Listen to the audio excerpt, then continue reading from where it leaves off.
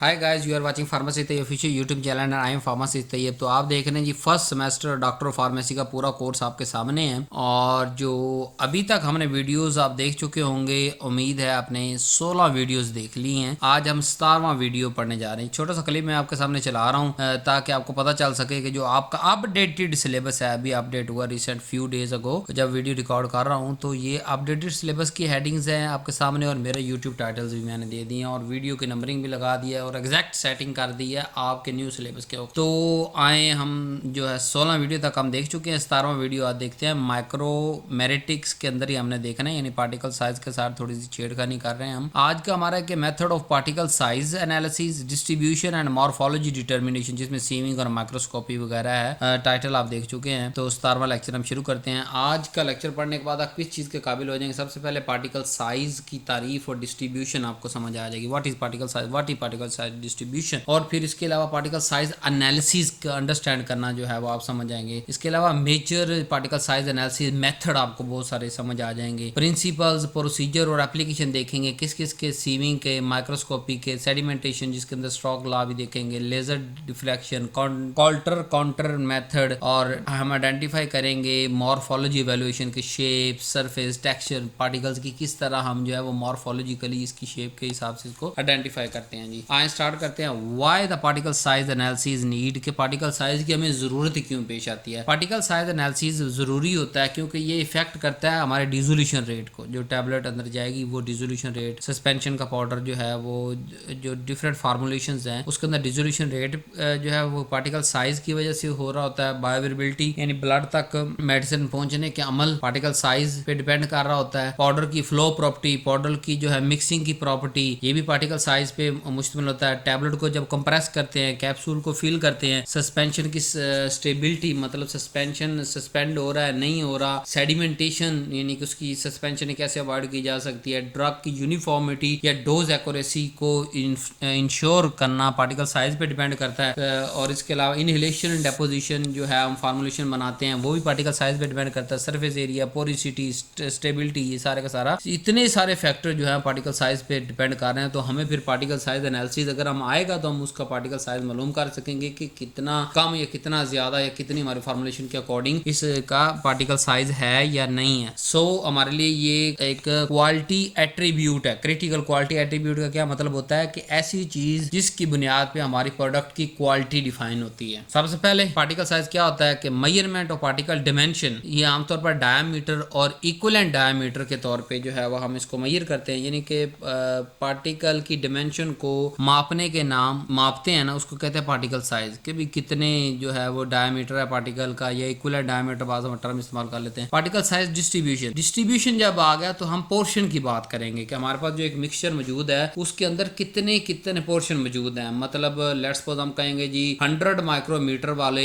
60% portion है जी, हमारे पास 115 micrometer वालों का 10% पोर्शन है, फिर नेक्स्ट 10% है। यानी जो पार्टिकल साइज 2, 3, 4 तरह के हमारे पाउडर मिक्स के अंदर मौजूद है उनकी अलग अलग पोर्शन मालूम कर लेना और परसेंटेज में एक्सप्रेस करना, इसको हम कहते हैं पार्टिकल साइज डिस्ट्रीब्यूशन। मॉर्फोलॉजी की अगर बात करें तो मॉर्फोलॉजी होता है पार्टिकल की शेप, सरफेस और स्ट्रक्चर, उसकी स्टडी करने को मॉर्फोलॉजी हम कहते हैं जी। पार्टिकल साइज डिस्ट्रीब्यूशन किस तरह रिप्रेजेंट किया जाता है? पीएसडी पार्टिकल साइज डिस्ट्रीब्यूशन दो तरीके से होता है। ये सिर्फ थोड़ा सा इंट्रोडक्शन दे रहा हूँ, पिछले लेक्चर के अंदर हम ये सारा कुछ पढ़ के आ चुके हैं डिटेल से, सिर्फ इंट्रोडक्शन ताकि आज का लेक्चर मजेदार बन सके। फ्रीक्वेंसी डिस्ट्रीब्यूशन होती है और अकोमुलेटिव डिस्ट्रीब्यूशन, दो तरह से हम जो है वो पार्टिकल साइज डिस्ट्रीब्यूशन को एक्सप्रेस करते हैं या रिप्रेजेंट करते हैं। फ्रीक्वेंसी डिस्ट्रीब्यूशन का मतलब ये होता है कि ये हमें परसेंटेज बताता है साइज रेंज के अंदर। जैसे मैंने अभी आपको मिसाल दे के आया ना कि 110 माइक्रोमीटर के इतने परसेंट है, 115 के इतने परसेंट, 120 के इतने परसेंट, और अगर 200 माइक्रोमीटर के पार्टिकल है तो वो इतने परसेंट है। अकोमुलेटिव का मतलब ये होता है कि show the percentage of particle smaller than given, कि अकोमुलेटिव के अंदर हम रेंजेस बना देते हैं कि यार देखो वहां तो स्पेसिफिक का मेंशन करते हैं ना इतने इतने, लेकिन इसके अंदर अकोमुलेटिव के अंदर हम रेंज बनाते हैं। यानी कि 100 से 200 के दरमियान कितने हैं जी, फिर आगे 100 से 150, फिर 150 से 200, यानी एक अच्छी खासी रेंज बना के उसके अंदर जो पार्टिकल साइज का पोर्शन आ रहा है उसको परसेंटेज में रिप्रेजेंट करने को नाम अकोमुलेटिव कहते हैं। फ्रीक्वेंसी डिस्ट्रीब्यूशन के अंदर हम हर स्पेसिफिक कर देते हैं 110 माइक्रोमीटर भी इतने, 115 भी इतने, 120 भी इतने, 130 भी इतने, भी बड़ा नैरो डाउन करके हम बता रहे थे फ्रीक्वेंसी के अंदर, जबकि अकोमुलेटिव के अंदर एक बड़ा नंबर बता रहे होते हैं कि 100 से 150 के दरमियान कितने आ रहे हैं, 150 200 के दर कितने आ रहे हैं, 200 से 250 कितना आ रहे हैं। अब हमारे एक्सप्रेस कैसे किया जा रहा होता है, आमतौर पर हम इसे D10 D50 D90 से इसको रिप्रेजेंट करते हैं। या दूसरा स्पैन होता है विड्थ ऑफ डिस्ट्रीब्यूशन, कि उसका स्पैन कितना है, यानी कि जो डिस्ट्रीब्यूशन हम बता रहे हैं, मतलब लेट्स सपोज हम कह रहे हैं कि 100 से 200 है, तो उसका स्पैन कितना है। अगर उसके अंदर ज्यादा पार्टिकल साइज आ रहे हैं, मतलब हम बात करते हैं 100 ग्राम है, 100 ग्राम हमने 100 ग्राम को आगे 3 हिस्सों में डिवाइड कर लिया। हमने कहा जी इसके अंदर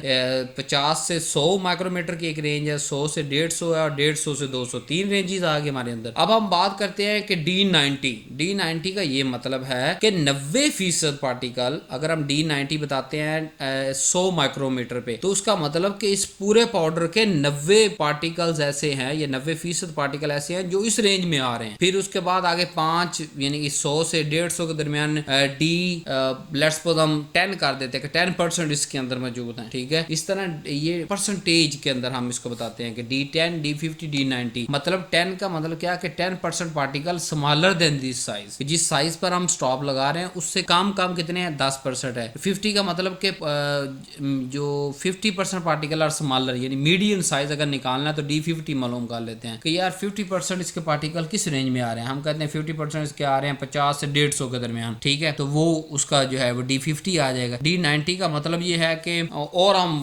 कर देते हैं, मतलब 80 से लेके 180 तक जो है 90% इस रेंज के अंदर आ रहे हैं। तो बात समझ रहे हैं। 10 का मतलब कि 10% पार्टिकल इस साइज से छोटे हैं, 50 का मतलब 50% पार्टिकल इस साइज से छोटे हैं, 90 का मतलब कि 90% इससे छोटे हैं। अगर जो हमने रेंजेस बनानी है वो अपनी मर्जी से बना सकते हैं। वो जो रेंजेस होती हैं उसको हम कहते हैं स्पैन, के मतलब वो रेंज कितनी बड़ी है, वो उसकी विड्थ कितनी बड़ी है। अगर मतलब उसकी विड्थ आ रही है 100 से लेके 200 के दरमियान, ठीक है, वो उसका स्पैन बड़ा है, उसकी विड्थ ऑफ डिस्ट्रीब्यूशन बहुत ज्यादा है, वैरायटी बहुत ज्यादा आ रही पाउडर के अंदर। लेकिन अगर स्पैन छोटा आ रहा है, ठीक है, और परसेंटेज जो है वो थोड़ी आ रही है इस तरह, तो वो विड्थ थोड़ी होगी डिस्ट्रीब्यूशन की, कि बड़ा होमोजीनियस जब पाउडर होगा वो। ये अब यूज होता है क्यूसी के अंदर और फॉर्मुलेशन कंसिस्टेंसी के अंदर। डिटेल में पीछे पढ़ा के आ चुका हूँ, सिर्फ introduction. Span of particle size को कैसे मालूम करते हैं, जैसे मैंने कहा विड्थ ऑफ पार्टिकल। अब इसको कैसे मालूम करना है, जब हमारे पास तीनों वैल्यूज आ गई, D10 भी हम मालूम करते हैं, D90 भी, D50 भी, तीनों को अलग अलग मालूम कर लेते हैं ना, कि यार अच्छा इस पूरे पाउडर के अंदर 90% किस जो है वो साइज से छोटे हैं, 50% पार्टिकल किस साइज से छोटे हैं, 10% किस से छोटे हैं, तीनों के अलग अलग वैल्यूज निकाल लेते हैं हम, ठीक है, और उसको इस फार्मूले में पुट कर देते हैं D90 minus D10 divided by D50। तो जो हमारे पास आएगा उसको हम क्या स्पैन कहेंगे कि इतनी डिस्ट्रीब्यूशन की रेंज है। अब स्मॉलर स्पैन आने का मकसद ये है कि नैरो डिस्ट्रीब्यूशन की पार्टिकल यूनिफॉर्म साइज, जैसे मैं अभी सारी डिस्कशन करके आ चुका हूँ। और अगर लार्ज स्पैन आएगा, वाइड डिस्ट्रीब्यूशन आ जाएगी, तो फिर मोर वेरिएशन, कि उसके अंदर कुछ छोटे हैं, कुछ उससे बड़े, कुछ उससे बड़े, कुछ उससे बड़े, कुछ उससे बड़े, कुछ उससे बड़े, कुछ उससे बड़े, कुछ उससे बड़े, यानी कि इतनी वाइड डिस्ट्रीब्यूशन है कि हमारे समझ से बाहर है। उसकी क्या फार्मुलेशन बनाए क्या ना बनाए, हमारे वाला स्मॉल स्पैन, नैरो डिस्ट्रीब्यूशन हमारे काम का, यूनिफॉर्म पार्टिकल हमारे काम के होते हैं, ठीक है। ये सारी चीज़ें हम क्यों मालूम कर रहा हूँ। और स्पैन बढ़ाने का मकसद, पार्टिकल साइज डिस्ट्रीब्यूशन बढ़ाने का मकसद समझ आ गया कि क्या हमारा पाउडर यूनिफॉर्म पार्टिकल है या नहीं। पहले डिस्ट्रीब्यूशन निकाल लेंगे, D10 D50 D90 तीनों के अलग अलग रेंज निकाल लेंगे, उसको हम जो है माइनस करके डिवाइड तकसीम कर देंगे, स्पैन निकल आएगा हमारे पास। अब जो मेन आज का लेक्चर है वो है मेथड पे है, पार्टिकल एनालिसिस। क्लासिफिकेशन क्या है, particle size analysis are grouped as, number 1 mechanical method, अगर बात करें तो सीविंग है हमारे पास। दूसरा ऑप्टिकल मेथड, वो माइक्रोस्कोप है। Sedimentation method gravity and centrifugation है। Electronic method coulter counter method है। Light scattering method laser deflection method है। यानी 1 बाय 1 पढ़ते हैं। सेविंग मेथड जैसे स्क्रीनिंग मेथड मैंने आपको कह दिया, किसके अंदर क्या था, पार्टिकल को जो अलग किया जा रहा होता है, passing the powder through standard sieves हमारे पास छाननियाँ, जैसे घर के अंदर आटा छानने के लिए छाननी होती है, वैसे लैब के अंदर पाउडरों को छानने के लिए छाननियाँ होती हैं। लेकिन यहाँ तो हमारे पास सिर्फ एक फिक्स नंबर की छाननी आती है, वहाँ पे हमारे पास हर रेंज की छाननी होती है, ठीक है। तो ऊपर हम सबसे बड़ी छाननी रखते हैं, फिर उससे नीचे, उससे छोटी, उससे छोटी, उससे छोटी, सबसे छोटी जो है सीव नंबर वाला जो है वो लोअर पे रखते हैं, ताकि वो क्या होता है कि हमारे पास एक रेंज आ जाती है कि जी इतने ग्राम पाउडर इस सीव पे रुक गए, इतने ग्राम इस सीप पे रुक गया, इतने ग्राम इस सीप पे रुक गया, इतने ग्राम इस सीप पे रुक गया, उसका क्या मतलब है कि जो वो सीप का साइज होगा ना, उसका मतलब कि जो पार्टिकल साइज उससे बड़े हैं वो उसके ऊपर रुकेंगे। जो पार्टिकल उस सीप साइज से छोटे हैं, मतलब मिसाल उसका 100 माइक्रोमीटर, तो 100 माइक्रोमीटर से जो छोटे होंगे वो 100 में से नहीं गुजर जाएंगे, 100 से ऊपर ऊपर उसके ऊपर रुक जाएंगे। ठीक है, तो इस तरह 5-6 सीवें लगा के हम जो है उसको फिर आगे हमारे पास हाथ से भी कर लेते हैं, हमें सादा अगर कुछ हो तो हाथ से कर, तो हाथ से भी कर लेते हैं। मतलब अगर 2-3-4 सीव्स हमारे पास हो, नहीं तो हमारे पास स्टैंडर्ड मैकेनिकल्स जो है इसको शेकर भी होते हैं, उसके अंदर फिक्स कर देते हैं, वो खुद उसको शेक करते रहते हैं और जो पार्टिकल जहाँ जिस जाली से बड़ा होगा वो उसके ऊपर रुक जाएगा, उसका हम दोबारा वजन मालूम कर लेंगे और ओरिजिनल का हमें वजन मालूम होता है। तो इसको अब ऑपरेटर्स, इसके अलावा क्या हमारे पास स्टैंडर्ड सीव सेट होता है मैश नंबर के हिसाब से। ठीक है, जाली का नंबर क्या है, सीव शेकर होता है। ठीक है, मैकेनिकल शेकर जिसके अंदर इसको फिक्स कर देते हैं ताकि वो इसको हिलाता है। पाउडर सबसे ऊपर वाली सीव पे हमने रख देना है। फिर वेइंग बैलेंस हमें चाहिए होता है, पहले वजन करना है, बाद में फिर हर जाली पे जो रुका उसका वजन करना है। फिर कलेक्टिंग पैन सबसे एंड पे आखिरी जाली के नीचे एक पैन लगाते हैं ताकि जो ऊपर से सब हर सीव में से गुजरे वो नीचे पैन में आ गया, मतलब वो उससे भी छोटा है, आखिरी सीव से भी छोटा है। मैश नंबर का मतलब ये होता है कि नंबर ऑफ ओपनिंग पर इंच के 1 इंच के अंदर कितनी ओपनिंग है उसको कहते हैं मैश नंबर। बड़ा क्लियर यहाँ पे समझ लें, लैब के अंदर कोई नहीं आपको समझ आना। मैश नंबर का मतलब कि नंबर ऑफ ओपनिंग पर इंच के जो जाली हमने उठाई है, जो सीव हमने उठाई है, उसके 1 इंच के अंदर कितने सुराख। अगर 20 सुराख है तो वो 20 मैश साइज, अगर 25 सुराख है तो वो 25 मैश है, अगर 30 सुराख है तो वो 30, अगर 40 है तो वो 40। समझ आ रहा है? अब थोड़ा गौर करें, दिमाग पे जरा गौर डालें। तो जो 15 मैश साइज वाली है वो बड़े सुराख है या जो 30 मैश साइज वाले उसके बड़े सुराख है? जाहिर बात है 15 मैश साइज वाले के ज्यादा सुराख है, क्योंकि वो इंच तो एक ही है, यानी जाली का कहीं से भी 1 इंच आप ले लें उसके अंदर 15 सुराख है, और जो 30 मैश उसके अंदर 30 है, यानी साइज छोटा हो जाएगा। एरिया तो सेम रहा ना, 1 इंच उसके अंदर 1 इंच उसके अंदर। तो जितना सीव नंबर जो हमारे पास छोटा होगा उतना उसका जो है वो, जितना यानी मैश साइज छोटा होगा उतने उसके अंदर जो है सुराख बड़े होंगे। ठीक है, उसकी उतनी जो है वो, और फिक्स हमारे पास डाटा मौजूद होता है कितने मैश साइज के अंदर इतने वाला जो है वो माइक्रोमीटर वाले पार्टिकल पास हो जाते हैं। लेकिन मैश साइज अब समझ लें, ये आपका एमफिल पीएचडी हर जगह समझ आएगा कि 1 इंच के अंदर कितने सुराख मौजूद है या 1 इंच के अंदर कितनी ओपनिंग मौजूद है। अगर 15 है तो उसको 15 मैश है, अगर 20 है तो 20, 25 है तो 25, 30 है तो 30। अब 30 वाले के अंदर 30 सुराख है वो 1 इंच के अंदर, और 15 वाले के अंदर 15 सुराख है 1 इंच के अंदर। तो ज्यादा बड़े सुराख किसके अंदर हुए? 15 वाले के अंदर, क्योंकि जगह सेम है, एरिया सेम है, सुराख कम है। सीविंग प्रोसीजर थोड़ा सा मैंने आपको बता दिया, थोड़ा और स्टेप बाय देख लेते हैं जी, क्योंकि इसके अंदर हमने इन्हीं मेथड को देखना है। पाउडर को वेट कर लेना, सैंपल को सबसे ऊपर वाली जो है वो सीप रख लेना जिसके अंदर लार्जेस्ट ओपनिंग होगी, यानी कि 1 इंच के अंदर कम सुराख वाले होंगे, जो वो उसको सबसे ऊपर रखेंगे। Arrange the सीव in the descending order, जैसे जैसे नीचे सीव लगानी है वैसे वैसे 1 इंच के अंदर सुराख बढ़ते चले जाएंगे, यानी जो मैश साइज है वो बड़ा होता चला जाएगा। यानी 15 मैश साइज ऊपर लगाएंगे, 30 मैश साइज नीचे लगाएंगे। ठीक है, डिसेंडिंग ऑर्डर। तो शेक जो है वो 5 से 20 मिनट के लिए, जैसे वो हमें फार्माकोपी रिकमेंड कर रहा है लेकिन एवरेज 5 से 20 मिनट तक हम उसको शेक करते हैं मैकेनिकल शेकर के अंदर। जो नीचे पाउडर आ गया, हर सीप पे जो पाउडर आ गया उसको वेट कर लेंगे, और जो है वो उसका फ्रैक्शन निकाल लेंगे कि टोटल 100 ग्राम हमने पाउडर रखा था तो फलां सीप पे इतने ग्राम, फलां पे इतने, फलां, तो वो हमारे पास फ्रैक्शन आ गया। अब उसका परसेंटेज मालूम कर लेंगे जी के कितने परसेंट किस पे है, तो वो हमारे पास सैंपल मौजूद है, उसके ग्राम मौजूद है, हर सीप पे मौजूद है। तो वो ही सादे वाला फार्मूला ना, obtain divided by total multiply by 100 के मतलब एक सीप पे 10 ग्राम रुका है तो नीचे 100 से तकसीम करेंगे, सिर्फ 100 कर देंगे, हमारे पास उसकी परसेंटेज आ जाएगी, इस जाली पे इतनी परसेंटेज पाउडर रुका है जी। सीविंग रिजल्ट और इसकी इंटरप्रिटेशन कैसे करेंगे, इसी बुनियाद पे फ्रीक्वेंसी डिस्ट्रीब्यूशन हम बना लेते, अकोमुलेटिव डिस्ट्रीब्यूशन। सीविंग रिजल्ट को इंटरप्रिटेशन कैसे करना, सीविंग रिजल्ट को ये कह ले या ये हमारे पास क्या आ गया, पार्टिकल साइज डिस्ट्रीब्यूशन आ गया ना, निकल आया पर, तो हम इसका फ्रीक्वेंसी डिस्ट्रीब्यूशन बनाएंगे, अकोमुलेटिव डिस्ट्रीब्यूशन कर्व बनाएंगे, और एवरेज पार्टिकल साइज भी मालूम कर लेंगे कि ऑन द सीव फ्रैक्शन के बेस पे हमें एवरेज पार्टिकल साइज पता चल जाएगा कि ओवरऑल सारी परसेंटेज पता चल जाएगी, उसकी एवरेज निकाल लेंगे तो एवरेज पार्टिकल साइज आ जाएगा। अब इसके फायदे क्या है सीविंग के? नंबर 1 सिंपल है, क्या पैसे लगते हैं सीव के ऊपर रख के घुमाने में, कोई 1 यूनिट बिजली का गया, हमारा पैसे पूसे तो नहीं लगे ना। लो कॉस्ट है, रैपिड मेथड है, 5 मिनट के अंदर खत्म जनाब अली, आपको कोई नहीं देखना। यूजफुल फॉर रूटीन क्यूसी, आम क्यूसी के अंदर हम जो है इसको सबसे पहले कहते हैं कि पार्टिकल साइज डिस्ट्रीब्यूशन तो निकालो, इसका सस्पेंशन बनना है या नहीं बनना। Suitable for granular and course powder, और ज्यादातर हम ग्रेनुलर और कोर्स पाउडर के अंदर हम इसको जो करते हैं। लिमिटेशन क्या है कि बहुत ज्यादा वेरी फाइन हो हमारे पास यानी 50 माइक्रोमीटर से नीचे चला जाए तो इस अप्रोच को नहीं यूज़ करते, क्यों? क्योंकि उससे छोटी हमारे पास जालियाँ ही नहीं होती, मैच साइज ही नहीं होते, ठीक है। नंबर 1, उससे फिर आगे क्या निकालना, अकोमुलेशन इफेक्ट रिजल्ट के अगर एक दूसरे के साथ जो है वो पार्टिकल चिंबड़ रहे हैं, अकोमुलेट हो रहे हैं शेकिंग के दौरान, जो स्ट्रेस उन पे अप्लाई हो रही है उस वजह से, या जो इन्वायरमेंट के अंदर ह्यूमिडिटी है उस वजह से वो अकोमुलेट हो रहे हैं, या मतलब कोई ऐसा क्लोज कंटेनर में रहने वाला प्रोडक्ट था वो टेम्परेचर सेंसिटिव है, तो उस बुनियाद पे कोई भी वजह से अगर अकोमुलेशन मतलब एक पार्टिकल दूसरे पार्टिकल से जुड़ रहा है तो हमारा रिजल्ट फेल हो जाएगा। क्यों? क्योंकि हमने तो एक्चुअल साइज मालूम करना था, अब तो ये तो 2-2 3-3 पार्टिकल जुड़ के हमें साइज बता रहे हैं। फिर इरेगुलर शेप पार्टिकल बहुत ज्यादा एरर देते हैं। क्यों? जब वो इरेगुलर शेप है ना तो बाज दफा वो उस जाली में से नहीं गुजरना था अगर उसका एक्चुअल वो साइज होता, लेकिन वो इरेगुलर होने की वजह से उसमें से गिर जाएगा, आधा तो परसेंट हमारे पास सही तरीके से नहीं है। फिर इलेक्ट्रोस्टैटिक चार्ज जो होंगे ना उसकी वजह से भी स्टिकिंग हो जाती है, तो फिर हमारे पास मसला आएगा। तो कोर्स पाउडर के लिए हम इसको बेस्ट समझते हैं, टेक्निक आप पूछ लें जी, सीविंग किसके लिए सर? कोर्स पाउडर के लिए हम कर सकते हैं। एप्लीकेशन नंबर 1, ग्रेन्यूल का साइज कंट्रोल के टैबलेट के अंदर कितना साइज है ग्रेन्यूल का, उसी की बुनियाद हम टैबलेट मैन्युफैक्चर करते हैं और फोर्स पुश करते हैं और जो है वो टैबलेट को फाइनलाइज करते हैं, टैबलेट की स्टेबिलिटी को इंश्योर करते हैं, तो ग्रेन्यूल का साइज मालूम करने के लिए यूज होता है। नंबर 2, पाउडर क्यूसी के अंदर जो है मैन्युफैक्चरिंग के दौरान, अब हम तो चलो प्रोडक्ट इस्तेमाल पाउडर को इस्तेमाल कर रहे हैं, कहीं से पाउडर बन के भी तो आ रहा है ना, चाइना, अमेरिका, जापान, इंडोनेशिया। अब जो वो बना के बोरी में पैक करने से पहले भी इसका पार्टिकल साइज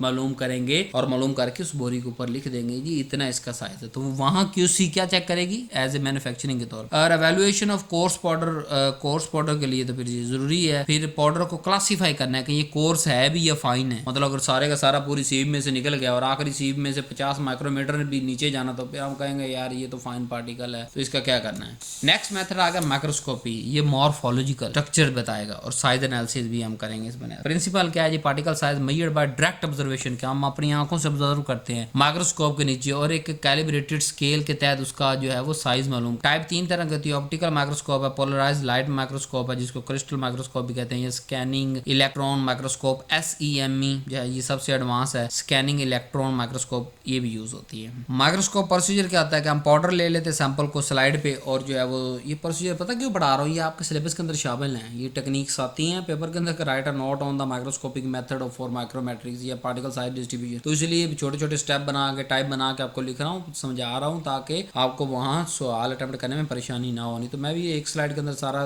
जो है वो प्रोसीजर आपको गो थ्रो करा के खत्म कर सकते, तो सुने गौर से और नोट करें इसको। माइक्रोस्कोपिक प्रोसीजर के सबसे पहले क्या है कि place the powder on slide, के स्लाइड पे आप पाउडर को रखेंगे, फिर क्या करेंगे हम जो है वो सूटेबल माउंटिंग मीडियम, कोई ना कोई मीडियम, अब पाउडर को डायरेक्ट तो लेंस के नीचे नहीं लगाना, कोई ना कोई मीडियम डालेंगे हम उसके अंदर, स्प्रेड इवनली, उसको थोड़ा सा हिलाएंगे ताकि अगर पार्टिकल एक दूसरे के साथ चिपके हुए हैं तो वो अलग अलग हो जाए उस मीडियम के अंदर और अलग अलग हमें पार्टिकल्स नजर आए। ऑब्जर्व करेंगे, आंख के साथ देखेंगे, अगर ऑप्टिकल माइक्रोस्कोप है हमारे पास तो उसका जो है वो कम से कम जो है वो 100 पार्टिकल साइज का हम डायमीटर मालूम करेंगे कि इसके अंदर कितना है, ठीक है। कैलकुलेट मीन, उसका मीन निकाल लेंगे, डिस्ट्रीब्यूशन निकाल लेंगे और जितना जो है पार्टिकल ज्यादा मेजर करेंगे उतना रिजल्ट एक्यूरेट होता चला जाएगा, ठीक है। अब ये मैं आपको इस तरह बताता हूँ कि लेट्स सपोज जैसे मैंने एक रिसर्च की थी गार्लिक पाउडर पे बनाने के लिए, उसको जब मैं कोट कर रहा था उसका साइज बहुत बड़ा हो जाता था, तो फिर इस प्रोफेसर ने मेरे पे ये पाबंदी लगाई थी कि जब भी तू कोई फार्मूलेशन बनाएगा तो तू उसको माइक्रोस्कोप के नीचे चेक करके मुझे उस रेंज को कंफर्म, मैं उसके अंदर नहीं जाता वो, लेकिन आपको बता रहा हूँ कि इस तरह रिसर्च प्रोजेक्ट्स के अंदर हम रेंजेस को देखते हैं कि अगर उसको कोट करने के बाद उसकी जो है वो पॉलीमराइजेशन करने के बाद बड़ा कुछ करने के बाद फार्मूलेशन के अंदर अगर उस ओरिजिनल पार्टिकल का साइज का एक खास हद तक तो फर्क आ सकता है, लेकिन अगर बहुत बियॉन्ड फर्क आ जाएगा तो वो हमारे पास काबिल इस्तेमाल नहीं रहता। तो इसलिए हर मेथड, हर जो फार्मूलेशन है, हर रिसर्च प्रोजेक्ट है उसके अंदर जहां पार्टिकल्स के साथ हम डील कर रहे हैं वहां हमें पार्टिकल साइज को निकालना, माइक्रोस्कोप का इस्तेमाल करना आना चाहिए, कम से कम ऑप्टिकल माइक्रोस्कोप के अंदर तो आना चाहिए। बाकी ये पोलराइज्ड लाइट माइक्रोस्कोपी है, स्कैनिंग इलेक्ट्रॉन माइक्रोस्कोपी, ये तो बड़े एडवांस लेवल पे हैं, हमारे सिलेबस में शामिल जरूर है लेकिन हम इनको ज्यादा एक्सप्लोर नहीं करते, इस्तेमाल नहीं करते। हाँ, अगर आप चाइना वगैरह चले जाएं अपनी एमफिल के लिए, PhD के लिए, या जापान या कनाडा किसी दूसरे मुल्क के अंदर, वहाँ फिर शुरू ही स्कैनिंग इलेक्ट्रॉन माइक्रोस्कोपी से होता है, अपना सैंपल रखते हैं, वो हमें बता देती कि इतने इतने इसके साइज है। एडवांस अगर एडवांटेज की बात करें माइक्रोस्कोपी की तो ये डायरेक्ट मेजरमेंट पॉसिबल होता है, हम देख रहे हैं जाली के अंदर, तो आपको कहा ना कि वहाँ पार्टिकल साइज, सरफेस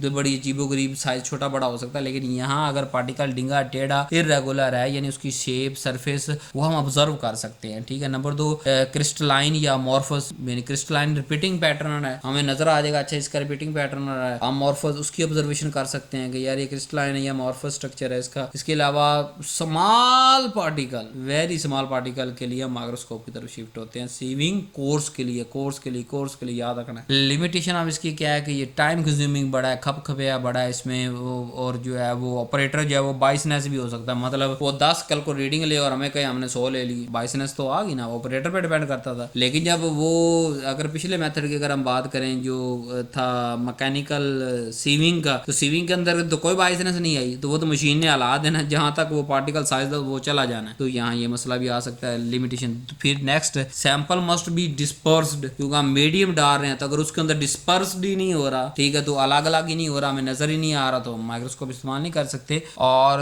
अगर बहुत बल्क इंडस्ट्रियल लेवल पे अगर बात करें तो फिर वहाँ हम ये आइडियल तौर पे इस्तेमाल नहीं करते इसको। मॉर्फोलॉजिकल डिटरमाइंड करने के लिए किस तरह माइक्रोस्कोप इस्तेमाल होती है कि मॉर्फोलॉजी हमें पार्टिकल की शेप भी बताती है, साइज और डिस्ट्रीब्यूशन तो बताती है, सरफेस की रफनेस भी बताती है, क्रैक्स और एजिस भी बताती है कि इसके एजिस कैसे हैं, इसके क्रैक्स पाउडर के अंदर आएंगे नहीं। फिर क्रिस्टल अगर हैबिट है तो वो भी हमें बताती है कि कौन सी हैबिट है, नीडल्स बन रही है, प्लेट बन रहे हैं, ETC। तो ये बहुत ही इंपॉर्टेंट है माइक्रोस्कोपी फॉर प्री फॉर्मुलेशन। देखिए मैंने आपको अभी रेफर किया ना, एमफिल PhD के अंदर माइक्रोस्कोप आपको लाजमी हो जाती है मोस्ट ऑफ केसेस में, 99% में। किसी को एक आधा को लल्लू पंजू आप प्रोजेक्ट कर रहे हैं तो उसके अंदर शायद आपको ना जो इस तरफ आना पड़े, जैसे मिसाल करीम कोई बना रहे हैं, जो है कोई सीरम बना रहे हैं, तो वो फिर आपको पार्टिकल साइज क्या हमने चेक करवाना। लेकिन अगर टैबलेट, कैप्सूल या सस्पेंशन, इमल्शन, कोई भी मेजर जो है वो नेशन डेवलपमेंट कर रहे हैं, जो पूरी कॉम ने इस्तेमाल करना है, तो फिर आपको माइक्रोस्कोपी की जरूरत पड़ेगी। तीसरा मेथड है सेडिमेंटेशन मेथड या स्टॉक लॉ को ऑब्जर्व करता है, उसको भी देखेंगे हम कि स्टॉक लॉ किस तरह सेडिमेंटेशन मेथड के अंदर। अब पहले इसका प्रिंसिपल देख लेते हैं जी। पार्टिकल साइज यहाँ पे कैसे मेजर होते हैं, प्रिंसिपल का ये मतलब, particle size suspend in liquid, हम पार्टिकल को पहले लिक्विड के अंदर सस्पेंड करेंगे, क्या होगा उस लिक्विड की बेस पे,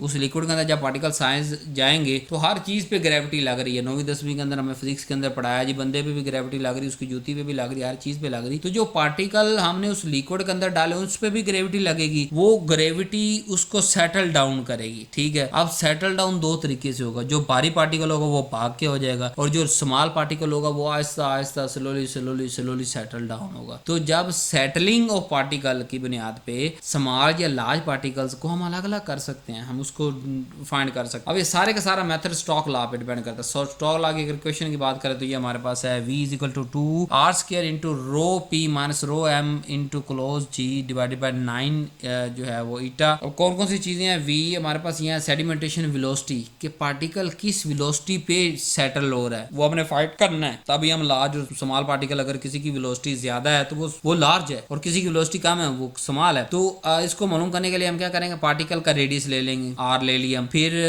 ρP लेंगे, यानी पार्टिकल की डेंसिटी निकाल लेंगे, वो भी हम निकाल सकते हैं। मीडियम की डेंसिटी, अब मीडियम हमारी मर्जी से ले रहे हैं, उसकी डेंसिटी हम फार्माकोपिया से देख सकते हैं, नेट से गूगल कर सकते हैं। जी एक्सेलरेशन ड्यू टू ग्रेविटी तो हमें बचपन से पढ़ाई जा रही है यार। फिर नीचे आ गया N विस्कोसिटी ऑफ मीडियम, उस पूरी जो हमने मीडियम लिया उसकी डेंसिटी भी हमें पता गिवन होती है, विस्कोसिटी भी गिवन होती है। तो यहाँ हमें सिर्फ क्या निकालना होता है, उस पार्टिकल की डेंसिटी और रेडियस इस फार्मूले के अंदर डाल के बाकी सारे कॉन्स्टेंट्स हैं वैल्यू निकाल लेनी है, ठीक है। Velocity increase with the particle size, के पार्टिकल साइज जितना बड़ा होगा उतनी वेलोसिटी इसकी इंक्रीज होगी, क्योंकि दोनों डायरेक्टली प्रोपोर्शन है, V directly proportional to R, बाकी तो सारे फिक्स कंपोनेंट है ना। मतलब अब लेट्स सपोज एक ही मतलब मीडियम के अंदर हम एक से ज्यादा सैंपल डालते हैं तो वहाँ जो है वो पार्टिकल की जो मीडियम की डेंसिटी है, मीडियम की विस्कोसिटी है, वो तो सेम रह रही है, पार्टिकल्स अंदर डिफरेंट जा रहे हैं। तो मेन फैक्टर हमारे पास होता है पार्टिकल साइज का। तो जैसे हमने कहा ना कि दो तरह के पार्टिकल साइज, लार्ज और स्मॉल। तो लार्ज वाले क्या करेंगे, उनकी स्लो होगी, पार्टिकल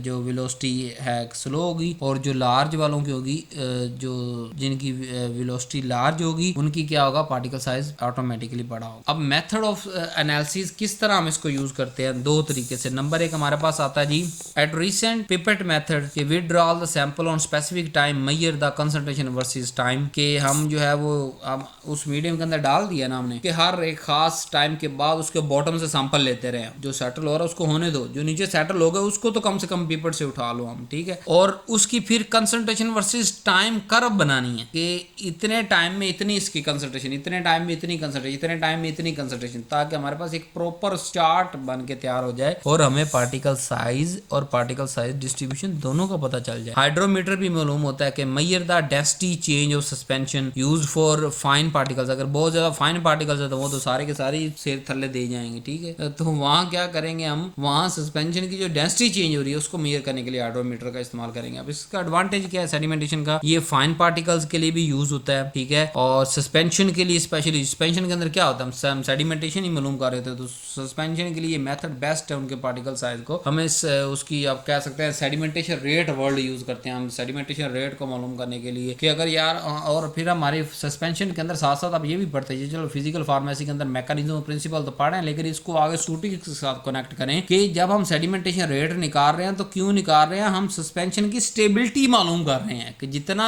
कम सेडिमेंटेशन रेट होगा उतनी देर से सेडिमेंट होगा, उतना वो सस्पेंशन ज्यादा अच्छा बनेगा, ठीक है। और जिसका सेडिमेंटेशन रेट बहुत ज्यादा होगा तो वो उतना गंदा ही सस्पेंशन बनेगा, उसकी स्टेबिलिटी भी उतनी होगी और डोज में इशू आ जाएंगे, यूनिफॉर्मिटी नहीं रहेगी, ठीक है। और फिर जब हमें पार्टिकल साइज का पता चल गया, पार्टिकल साइज एनालिसिस हम निकाल लिया, तो डिस्ट्रीब्यूशन तो हम निकाल सकते हैं, पार्टिकल साइज डिस्ट्रीब्यूशन कर लेंगे। अब लिमिटेशन की बात करें तो यहाँ तो ये तो डेंसिटी पे डिपेंड करता है। लेट्स सपोज पार्टिकल साइज और उसकी डेंसिटी और मीडियम की डेंसिटी और पार्टिकल साइज की डेंसिटी पे ये डिपेंड करता है, ठीक है। इसकी सबसे पहली बड़ी लिमिटेशन ये है। दूसरा, अगर पार्टिकल यहाँ एग्रीगेशन चले गए हैं तो तब भी सेटलिंग बदल जाएगी, मतलब एक पार्टिकल ने और स्पीड पे गिरना था, दो ने जल्दी गिर जाना। टेम्परेचर और विस्कोसिटी यहाँ पे इफेक्ट कर रही है हमारे पास इस मेथड के अंदर। Not suitable for non spherical particle, spherical particle पे ये सारी चीजें अप्लाई होती हैं, gravity gravity non spherical particle के लिए मैं ये मेथड यूज नहीं कर। अब लेजर डिफ्रैक्शन मेथड या लाइट स्कैटरिंग मेथड भी इसे कहते हैं। इसका प्रिंसिपल क्या है, यानी ये किस तरह काम करता है कि laser light is pass through disperse medium,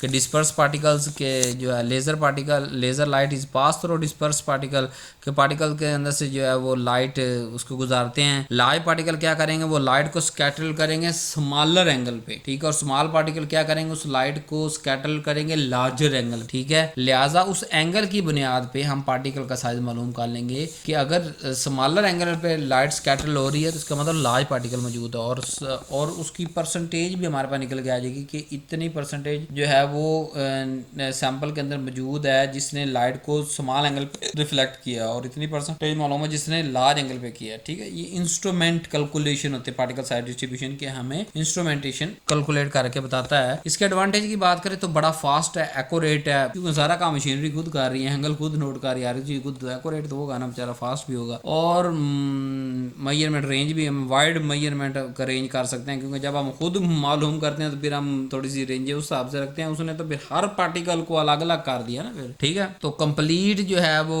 हमें complete particle size distribution D10 भी बताती है, D15 भी, D90 भी, और फार्मास्यूटिकल इंडस्ट्री और क्वालिटी कंट्रोल के अंदर ये इस्तेमाल हो। लिमिटेशन की बात करें तो एक्सपेंसिव है, इक्विपमेंट को चलाना खर्चा बहुत ज़्यादा है। नीडल्स प्रॉपर जो है वो इसके अंदर डिस्पर्शन के अंदर इस्तेमाल होती हैं। फिर उसके अलावा डायरेक्टली जो है पार्टिकल की शेप यहाँ नज़र नहीं आ रही होती, तो ठीक है। इंटरप्रिटेशन ऑप्टिकल अजम्पशंस पे हम डिपेंड कर रहे होते हैं कि वो क्या वाकई वो लाइट उतनी स्कैटर्ड हुई है जितनी हम स्कैटर्ड मेजर करके एंगल संभाल और लाइट देख के हम देख रहे हैं, तो there is a mild limitation. Application की बात करें तो टैबलेट का जो ग्रैन्यूल्स हैं उसकी पार्टिकल साइज डिस्ट्रीब्यूशन के लिए मालूम किया जाता है ये लाइट स्कैटरिंग मेथड, और इनहिलेशन के पार्टिकल साइज को भी कंफर्म करने के लिए भी यूज। एपीआई मैन्युफैक्चरिंग, जो जहां से हम रॉ मटेरियल उठा रहे हैं वो एपीआई मैन्युफैक्चर कर रहे हैं, क्यूसी के अंदर उनका ये टेस्ट लाजमी होता है लाइट स्कैटरिंग का। सस्पेंशन की क्वालिटी को मॉनिटर करने के लिए भी हम ये यूज करते हैं जी। कॉल्टर काउंटर मेथड या इलेक्ट्रॉनिक सेंसिंग जोन मेथड भी से कहते हैं। इसके काम करने का तरीका क्या है कि ये पार्टिकल पास करते हैं स्मॉल अपर्चर के अंदर से इलेक्ट्रोलाइट सोल्यूशन के साथ, और each particle causes change in electrical resistance, और हर पार्टिकल जो है वो गुजरते हुए उसकी रेजिस्टेंस के अंदर चेंज लाता है। वो जितनी चेंज लाता है उसकी बुनियाद पे हम जो है वो साइज मेजर कर लेते हैं, यानी हम प्रोवाइड द पार्टिकल काउंट के, पार्टिकल काउंट भी देता है हमें प्लस साइज डिस्ट्रीब्यूशन भी देता है कि इतने परसेंट के इतने पार्टिकल्स हैं, इतनी रेंज वाले के इतने पार्टिकल्स हैं, इतने पार्टिकल साइज की इतनी जो है वो उसके पार्टिकल काउंट भी हमें देता है, डिस्ट्रीब्यूशन भी बताता है हमें। क्या कि स्मॉल अपर्चर में से इलेक्ट्रोलाइट सोल्यूशन की मौजूदगी में जब ये गुजरता है तो वहाँ रेजिस्टेंस इलेक्ट्रिकल रेजिस्टेंस के अंदर चेंज आती है, हर पार्टिकल के गुजरने पे मुख्तलिफ चेंज आती है, तो वो जो चेंज आती है उसे साइज उसकी बुनियाद पे हम मेजर करते हैं। अब इसका एडवांटेज क्या है जी कि एक्यूरेट पार्टिकल साइज काउंट करता है। एक एक पार्टिकल पकड़ के उसकी रेजिस्टेंस मालूम करके इससे ज्यादा एक्यूरेट और क्या होगा। यूनिफॉर्म डिस्पर्शन के लिए बड़ा गुड है और वाकई हमें फिर रिजल्ट बताता है कि ये यूनिफॉर्म है भी कि नहीं। जब हर पार्टिकल को उसने मेजर कर लिया और उसने कहा पास कर दिया कि यूनिफॉर्म है तो क्या हो गया। और फिर फाइन पार्टिकल्स को ये यूज होता है। अब आपने मेथड याद रखने हैं कौन से फाइन के लिए हैं, कौन से कोर्स के लिए हैं, ठीक है। लिमिटेशन की अगर बात करें तो के अंदर हमारे पास कंडक्टिव लिक्विड मीडियम यूज होता है, मालूम खर्च होता है। Not suitable non disperse powder का, अब जो जिन्होंने लिक्विड का तरह डिस्पर्स ही नहीं होना उनके लिए यूज नहीं होता, वहां तो हमारे पास लिमिटेशन आ गई नहीं, ये यूज ही नहीं होता, महंगा भी है। और बबल्स और ब्लॉकेज जो है वो सेंसिटिव होता है, बाज़ दफा जो है बबल्स बन जाते हैं उस जो अपर्चर है या वो ब्लॉक हो जाता है पार्टिकल्स, तो फिर हमें उसको जो है वो मेंटेनेंस करके इस तक गुजारना पड़ता है। तो हर मेथड के जो है वो प्रोज हैं, कॉन्स हैं, उसकी प्रोसीजर जो है वो लाइंस हैं। तो आपने इन सारे पांचों मेथड को अलग अलग इसका प्रिंसिपल, एडवांटेज और लिमिटेशन कम से कम आपने इतना जरूर लिखना है। इसके अलावा अगर बहुत ही डिटेल आपको चाहिए तो आप मेरी बुक जो है परचेज कर सकते हैं। फिजिकल फार्मेसी की बुक जो है वो ऑनलाइन है, www.pharmacytayyibofficial.com नीचे वेबसाइट आ रही है, इस वेबसाइट पे विजिट करें, फिजिकल फार्मेसी बुक सर्च करें, नहीं तो वहाँ फार्म डी का एक फोल्डर दिया गया उस पर क्लिक करें और सबसे पहली book I think physical pharmacy उस पर शो हो रही होगी पहले सेमेस्टर की, तो उसको क्लिक करें और उसकी जो है आप रिक्वेस्ट सेंड करें। पेमेंट आपको करनी होगी, एक महदूद सी पेमेंट है, जो भी शो हो रही है वही आपसे ली जाएगी, उससे कम या ज़्यादा नहीं है। और जो है वो जैसे ही आप वहाँ उसको परचेज पे क्लिक करेंगे हमारी टीम आपसे रब्ता करेगी। पेमेंट आपकी कन्फर्म होने पे बुक आपको लाइव वही उसी फोल्डर के अंदर जो पहले नज़र नहीं आ रही थी फिर नज़र आना शुरू हो जाएगी। एक और आखिरी बात कि वो बुक डाउनलोड नहीं होती, ये मैं आपको पहले बता रहा हूँ, क्योंकि बुक की 2-3 अब एडवांस फॉर्म आ गई है। एक होता है हार्ड बुक जो एक दफ़ा छप के फिर सालों तक वही चलती रहती है, चाहे उसमें गलती हो ना हो, एडवांसमेंट आए ना आए। लेकिन मैंने इस कॉन्सेप्ट को चेंज किया कि वो हार्ड बुक हमें नहीं चाहिए, हमें एक सॉफ्ट बुक चाहिए। जैसे अगर आप किसी इंटरनेशनल जर्नल को देखें ना तो वो अपने सॉफ्ट वर्जन पहले बेचते हैं मुख्तलिफ वेबसाइटों पे और जो है पैसे भी कम होते हैं। अगर हार्ड की तरफ शिफ्ट हो जाऊंगा तो जो पैसे वहाँ शो हो रहे हैं वो उतने नहीं होंगे, हार्ड पे आपको महंगी पड़ेगी। तो ये आपका ही फायदा कर रहा हूँ मैं कि एक तो हार्ड ना बना के आपको पैसे कम पे करने पड़े, फिर उसमें अपडेट होता रहता है। मतलब मेरे मंथ और डेज ईयर के डिवाइड किए गए हैं, पूरे साल डिवाइड है कि इन मंथ के अंदर मैंने इन सब्जेक्ट्स पे काम करना है, तो वो उसकी बुक ऑटोमेटिक अपडेट हो जाती है। जो नई रिसर्च आ रही है, नई अपडेट्स आ रही हैं, वो उस बुक के अंदर इंक्लूड हो जाती हैं। तो आप फिक्स चार्जेस जो है उसको पे करें, पे करने के बाद बुक आपको वही फोल्डर जहाँ पे आपको लॉक नजर आ रहा है ना वहाँ आपको बुक शो हो जाएगी। बस दूसरी बात, एक बात ये कि डाउनलोड नहीं होगी, दूसरी बात अपना आपने जो है जीमेल और पासवर्ड किसी दूसरे स्टूडेंट के साथ शेयर नहीं करना। अगर आप अपना पासवर्ड और जो है वो जीमेल, यानी कि बात होता है थोड़े से शातिर बच्चे होते हैं, कहते हैं हम क्लास के अंदर एक ही बुक खरीद लेते हैं और फिर मुख्तलिफ जीमेल्स और पासवर्ड से आप वहाँ वेबसाइट पे जाएंगे ना तो 2-3 लिमिटेशन तो आपको 2-3 दफ़ा सिस्टम आपको बर्दाश्त करेगा, फिर आपको आपका अकाउंट सीज कर दिया जाएगा और उसका हमारे पास कोई हल मौजूद नहीं है क्योंकि हमने ये खुद लगवाया हुआ। तो आप अपनी ईमानदारी से अपना पैसे पे करें हर बंदा और अपनी बुक अपने पास शो करवाएं, नहीं तो फिर दूसरे का हॉस्टल में जा वहाँ बैठ जाएं उसी फ़ोन पे फिर 20 बंदे देखते रहे। नहीं तो ये अपडेट होती रहती है डे बाई डे। और इंशाल्लाह ये सीरीज़ भी बड़ी जल्दी ख़त्म होने वाली है, आपके एग्जाम्स भी नज़दीक होंगे, इसलिए आप यूट्यूब पे आके ये जो है वो देख रहे हैं तो अभी जाएं उसको परचेज करें बुक को। थैंक यू वेरी मच जी। नेक्स्ट चलते हैं, what is surface area management. कि सरफेस एरिया मैनेजमेंट जो है वो उसको कैसे आप कर सकते हैं। इनडायरेक्टली पार्टिकल साइज डिस्ट्रीब्यूशन मालूम करने का एक ये तरीका है कि अगर हम सरफेस एरिया निकाल लें तब भी हमें पार्टिकल साइज डिस्ट्रीब्यूशन, हम सरफेस एरिया जिसका जितना बड़ा होगा उस हिसाब से हम उसको जो है वो लेंगे। Surface area method increase the BET method के जरिए। नंबर 2 गैस एड्सॉर्प्शन टेक्निक के जरिए। यहाँ होता क्या है कि जितना स्मॉल पार्टिकल होगा उतना लार्ज सरफेस एरिया होगा, उतनी वो फास्ट डिसोल्यूशन देगा। तो हमें इससे क्या, अगर लार्ज हमें पता चला है कि ये लार्ज सरफेस एरिया वाले पार्टिकल इतने % मौजूद हैं तो हम उससे मालूम कर सकते हैं कि इसके अंदर स्मॉल पार्टिकल्स हैं। और अगर स्मॉल एरिया वाले पार्टिकल्स मौजूद है तो उसको मतलब वो है लार्ज पार्टिकल्स हैं। लेकिन हमें कौन से चाहिए होते हैं, हमें स्मॉल पार्टिकल चाहिए होते हैं जिनका सरफेस एरिया लार्ज हो और कल को वो डिस्ट्रीब्यूशन हो मैदे के अंदर जाके उसकी डिसोल्यूशन फास्ट हो। Used when surface area strongly effect the drug performance. Image analysis की अगर बात करें, कंप्यूटर बेस्ड मॉर्फोलॉजी के बेस पे हम जो है वो मेजर करते हैं। मॉडर्न पार्टिकल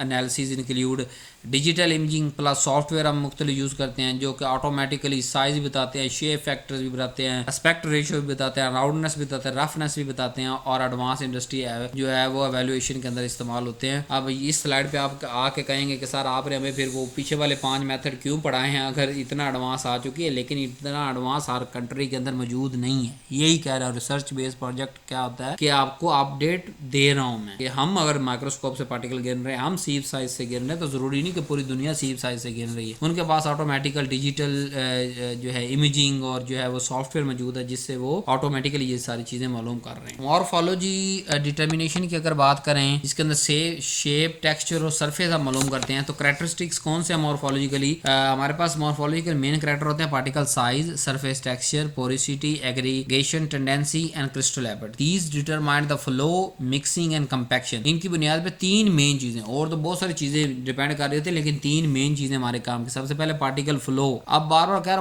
हूँ पार्टिकल फ्लो मिसाल देता हूँ। टैबलेट आपको जो कहा ना कि फाइनल जो कंप्रेशन मशीन है उसके ऊपर से पाउडर नीचे गिरना जो है ना वो भी फ्लो पे डिपेंड कर रहा है। यानी कि ये चीजें ऐसी। फिर मिक्सिंग, अगर प्रॉपर मिक्सिंग ही नहीं होगी तो किसी टैबलेट के अंदर एपीआई ज्यादा होगा, किसी के अंदर कम होगा। कंपैक्शन, अगर टैबलेट सही से कंपैक्शन नहीं होगी तो वो रास्ते में टूट जाएगी। जब मतलब फैक्ट्री से डिस्ट्रीब्यूशन पहुंचेगी वहां आधी टैबलेट टूट चुकी होंगी, इन्ना लिल्लाहि व इन्ना इलैहि राजिऊन, और फिर आधी टैबलेट हमारी फार्मेसी पे आते हुए टूट जाएंगी। तो हमने ये बुनियादी ये मॉर्फोलॉजी डिटर्मिनेशन करके हर चीज करके जो है वो करना होता है। कॉमन हमारे पास पार्टिकल साइज की शेप्स कौन कौन सी मौजूद हैं जी? स्फीयर है, क्यूबिकल है, रोड शेप है, नीडल शेप है, हमारे पास जो है प्लेट शेप है, इररेगुलर है, काफी सारी शेप्स के पार्टिकल होते हैं। बट हमारे लिए गुड और अच्छे कौन से हैं? स्फीरिकल हमारे लिए गुड है, ठीक है। और सबसे जो वर्स कौन से हैं इनके अंदर? नीडल्स और इररेगुलर शेप के जो पार्टिकल्स होते हैं वो पुअर फ्लो और ब्रिजिंग बनाते हैं। हम नीडल एक दूसरे के साथ रुक रुक के वो जो है फ्लो को तो रोकती है बल्कि वो ब्रिज बना देती है, मतलब पिछले पार्टिकल्स को भी नहीं गुजरने देती। तो ये आपको बेसिक इन्फॉर्मेशन पता। सरफेस टेक्सचर और रफनेस की अगर बात करें तो what is surface texture, what is roughness? Textures की कुछ ना कुछ टाइप्स हैं, जैसे स्मूथ पार्टिकल्स होते हैं जिनके जो है फ्लो बेटर हो जाता है। रफ पार्टिकल साइज होते हैं, उनका टेक्सचर अगर रफ हो तो क्या होता है कि हायर फ्रिक्शन होती है, यानी कि वो जगह जगह चिमड़ रहे हैं, जगह जगह गिर रहे हैं, पुअर फ्लो हो जाता है। अगर पोरस पार्टिकल की बात करें तो उनकी पेनिट्रेशन बड़ी बेटर होती है, डिसोल्यूशन बड़ी अच्छी होती है, ठीक है। सरफेस टेक्सचर 3 चीजों पे डिपेंड कर रहा है जी। वेटिंग, जो हमने वेट करना होता है टैबलेट, अगर वेट मेथड के थ्रू टैबलेट बना रहे तो वहाँ वेटिंग हमारे पास ये जो है वो बड़ा इंपॉर्टेंट है सरफेस टेक्सचर। तो डिसोल्यूशन के दौरान भी और जो है वो कोहेजन मैकेनिज्म से जो है वो उसके दौरान भी सरफेस टेक्सचर बड़ा इंपॉर्टेंट हो। तो इन सारी चीजों फिनोमेना के अंदर हमने ये पता होना चाहिए, हमें याद होना चाहिए। इसलिए देखिए फ्लो चार्ट बना दिया ना आपके सामने। अगर मैं सिर्फ ये पढ़ा देता कि स्मूथ पार्टिकल होता है, रफ होता है, पोरस पार्टिकल होता है, मैं यहाँ पे बात खत्म। लेकिन मैं उनको आगे लिंक कर रहा हूँ फार्मास्यूटिक्स के साथ। स्मूथ पार्टिकल अगर हमारे पास आ रहे हैं तो वो बेटर फ्लो दे रहे हैं, वो रफ आ रहे हैं तो वो हाई फ्रैक्शन होंगे और लो फ्लो देंगे, पोरस होंगे तो वो बेटर पेनिट्रेशन और डिसोल्यूशन देंगे, ठीक है। अब ये जो इंपॉर्टेंस क्यों है सरफेस टेक्सचर और रफनेस के particle size and morphology effect the dissolution rate and bioavailability, stability और suspension, tablet uniformity, capsule filling accuracy, inhalation deposition, topical smoothness, taste and mouth feel. तो ये सारी की सारी चीजें इसी पे डिपेंड कर रही है, टेक्सचर पे डिपेंड कर रही हैं। तो इसलिए टेक्सचर को पढ़ना, नोट करना बड़ा जरूरी है। सिलेक्शन ऑफ मेथड, कि हम कौन सा मेथड किस लिए यूज करेंगे, जो मैंने आपको कहा था कि याद रखना है, तो मैंने आपके लिए स्लाइड भी बना दी है, यहाँ पे आप नोट कर सकते हैं। वाइवे को क्वेश्चन भी है और ओवरऑल लैब के अंदर जब आप काम करेंगे ना, टेक्निकल काम करें, तब भी आपको ये याद आएगा कि फार्मेसी तैयब साहब के हमने लेक्चर सुने थे तो आज बड़ा काम आ रहा है। कोर्स पाउडर अगर है तो वो सीविंग का मेथड हम वहाँ इस्तेमाल करेंगे। फाइन पाउडर है तो माइक्रोस्कोपी और सेडिमेंटेशन मालूम करेंगे। वाइड रेंज जो है साइज आ रहा है, फास्ट क्यूसी चाहिए तो वहाँ लेजर डिफ्रैक्शन हम जो है वो करेंगे। काउंटिंग पार्टिकल्स आए तो वहाँ काउंटर मेथड इस्तेमाल करेंगे, पार्टिकल को काउंट तक करना है हमने। शेप और सरफेस एनालिसिस दोनों चाहिए तो हम जो है वो माइक्रोस्कोपी या SEM। व्हाट इज SEM लिखे कमेंट करें नीचे। SEM क्या होता है जी? Scanning electron microscopy method. तो ये हमारे पास यूज होता है। ओवरऑल समरी पूरी लेक्चर की दे देता हूँ कि पार्टिकल साइज एनालिसिस बड़ा ही जरूरी है माइक्रोमेट्रिक्स के लिए, ठीक है, पूरी प्रॉपर्टीज मालूम करने के लिए। पार्टिकल साइज डिस्ट्रीब्यूशन, यूनिफॉर्मिटी और ड्रग परफॉर्मेंस को जो है वो मॉनिटर करने के लिए जरूरी होता है। कॉमन मेथड सीविंग है, माइक्रोस्कोपी है, सेडिमेंटेशन है, लेजर डिफ्लेक्शन है, काउंटर मेथड है। और मॉर्फोलॉजी स्टडी हेल्प हमें क्या करता है? फ्लो, पैकेजिंग पेजिंग, रिजोल्यूशन और स्टेबिलिटी। यहाँ मैंने बहुत ही मुख्तसर सा आपको पढ़ाया, बाकी सारा डिटेल कंटेंट अगर आपने रटा मारना है, मेन मगज यही है। लेकिन इसको जारी बात आप 10 नंबर 20 नंबर का क्वेश्चन नहीं बना सकते, तो उसके लिए आपको बुक को परचेज करना है। नीचे वेबसाइट मौजूद है, वेबसाइट पर जाएँ और डिजिटल बुक परचेज करें। थैंक यू वेरी मच जी। लेक्चर सुनने के लिए व्हाट्सएप नंबर भी दे दिया, अगर ये आपको जो है कोई परेशानी है तो इस व्हाट्सएप नंबर पर आप रब्ता कर सकते हैं। Thank you very much. Allah.